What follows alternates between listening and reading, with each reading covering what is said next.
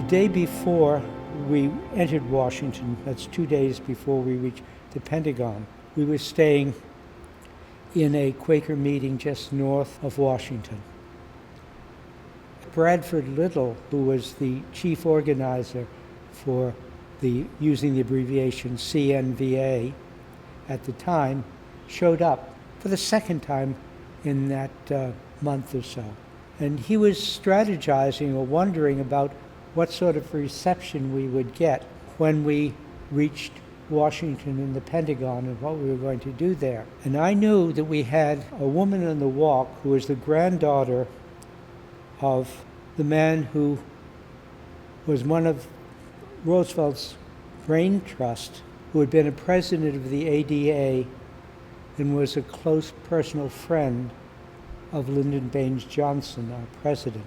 She'd already told me things at the time that couldn't have been known if she didn't know a lot of Washington gossip. She was well connected. So I said she ought to go over and talk to Bradford and explain her connection, and that these people might be of some sort of help. I don't know, because at that point I was not involved. I think it may explain what happened when we reached the Pentagon. Unlike the people who arrived in October, our group of 20 or so were allowed to approach the Pentagon, and we'd already decided that some of us would stay outside with signs, and I would be one of them, and some others would try to go in and talk to the Joint Chiefs of Staff. And they had arranged somehow for them to be admitted into the Pentagon and allowed to walk up to the door to the offices of the Joint Chiefs of Staff, which was locked and closed. And they were allowed to stay there for 6 hours until eventually they were encouraged to leave. I left that night and went back to my graduate studies. But from looking at the New York Times afterwards, I found they went back the next day, and the next day, 6 of them were carried out in stretchers after they had been warned that they were trespassing on government property and they were loitering. Susie Williams went back the next day, and this time she was arrested and brought to Washington and released the next morning. And the next day she went back again. I've never seen a person who is happier about being arrested than Susie Williams. We get there about 5 o'clock at night. It was pretty dark by then, and it was a pretty isolated railroad flat house. I rang the bell, got upstairs, and found there was about 30 people sleeping cheek by jowl. I've never had a much better welcome than that one. Everyone said, "Oh yeah, hey, thanks for coming. All right, and you can sit down there. Have you had anything to eat?" So I lay down and got to meet a few of them at that point, but I didn't really get to know them until we started walking the next day.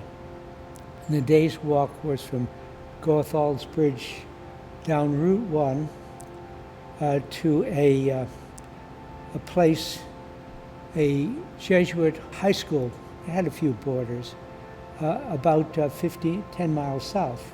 When I got there, the person who was in charge, as much as anyone was in charge, Erica Enzer, came over to me and said, "Okay, well, we want you to speak to some students from the school, because we know you're a Catholic, and we know that they're Catholic too, and we want you to explain to them why you chose to come." And I talked a little bit about how I felt that the Vietnam War was wrong, that it was breaking the golden rule. It was also against the just war theory that the Jesuits had developed, because it didn't meet any of the criteria that would make the war justified. I think the reason the Jesuits developed it is they were trying to take a monopoly on the education of the upper classes in most of the Catholic European countries, at least. so that they believed that if you had a person at 12, you would have them trained for life. So they thought by this means they would cause all war in Europe to cease. Obviously it didn't work because there are plenty of lawyers around who, once you give them a set of rules, will find a way around it. And I pointed that out to those kids, that really, even though it's a good idea, it just doesn't work. And probably the best thing to do is just to think what you yourself can justify doing to another human being. Because the people you would be fighting in Vietnam, if you went there, would be other human beings who are trying to get an unjust, foreign-imposed ruler removed so they could select their own rulers. And I said that was more or less what we did in the United States, or tried to do in the United States in our revolution. And I thought it was horrible that we were on the wrong side in this case. CNVA was destroyed, though, at a time when I was writing up my thesis in '68,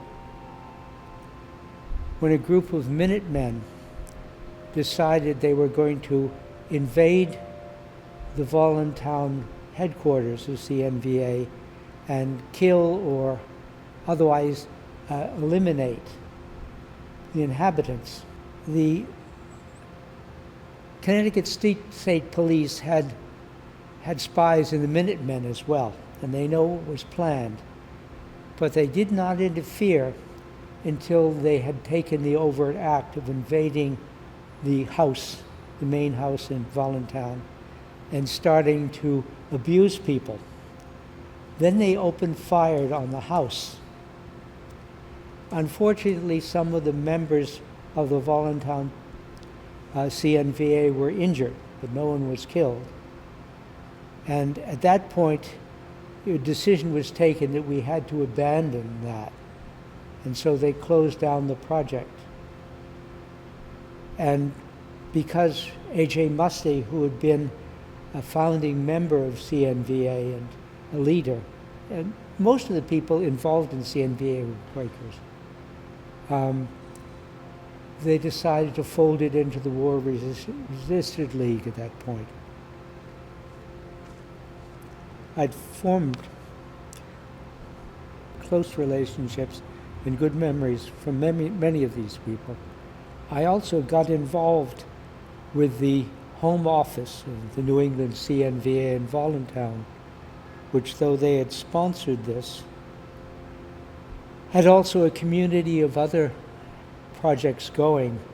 They were constantly demonstrating at the Electric Boat Division over in Groton, Connecticut, which was building nuclear submarines.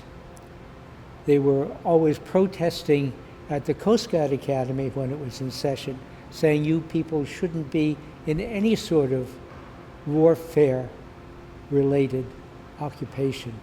Even the Coast Guard can be called to fire on people.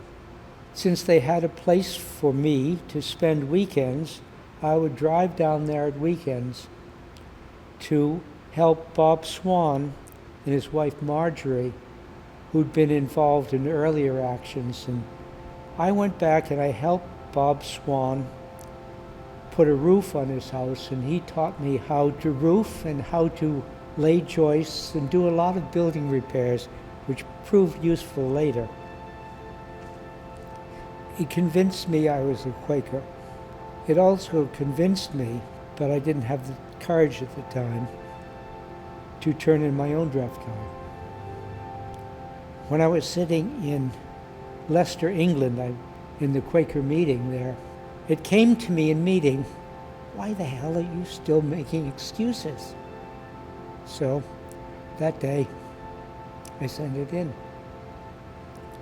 I got a nice letter back from the FBI saying, your name has been put on the list. But I think since they had about 15,000 people who'd done it by then, They weren't about to put us all in prison because there just wasn't room enough. But putting on the list was fairly effective. It meant effectively I couldn't work for more or less any large U.S. corporation. And most of my working life was spent either on temporary jobs or in very low-paid jobs doing research or working for the New York City. Eventually, I think I turned out okay because I found out something which proved what Erica Enzer told me would happen when I talked to her about it at Voluntown. She said, "Don't worry, a path will be open for you." And it did. I eventually got hired by the New York City and ended up running the drinking water testing laboratory. I think the fact that it was run by Quakers, as the other one was run by Quakers, and that it had at least a form of Quaker worship most days, which I got very fond of on the wall. It really isn't that different. The only thing I felt that was hard for me in this may be because of the change in time. In the times in the 60s, people did not walk for long distances. So most of the walks we took from New York to Washington were about 10 to 12 miles. And they didn't involve many hills. And we had enough support, cars and trucks, to get everyone from wherever our route was to wherever we were staying quite effectively. And so I understand that now you've got a much more active population of young people. And I am 60 years older. So I would have appreciated 10 or 12 mile walks. But I don't expect you to change that. In fact, I would encourage you to keep going exactly as you're going, because you know what you're doing far better than I.